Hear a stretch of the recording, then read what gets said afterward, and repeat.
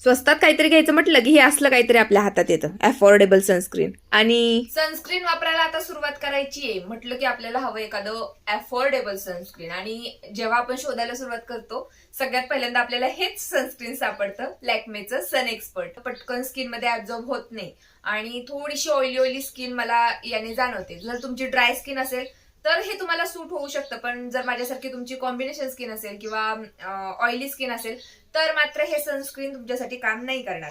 त्यानंतर हे दुसरं सनस्क्रीन मी वापरून बघितलं, ते आहे फिक्स डर्माचं शॅडो सनस्क्रीन. एकदम मस्त याचा फॉर्म्युला आहे, पटकन स्किन मध्ये ऍब्झॉर्ब होतं आणि अजिबात व्हाईट कास्ट ग्रे कास्ट वगैरे काही सोडत नाही. काही जणांचं असं मत आहे पण मला ते काही जाणवलं नाही. त्यानंतर तिसरं सनस्क्रीन मी हे ऑर्डर केलं, अंडर रेटेड सनस्क्रीन. अमेझॉन वरती 200 रुपयाला मला हे सनस्क्रीन मिळालं म्हणून मी घेतलं, पण यातून सनस्क्रीन बाहेरच येत नाहीये. याचा खराब पंप आणि याला बाहेर काढण्यासाठी दुसरा कोणता मार्गही नाही.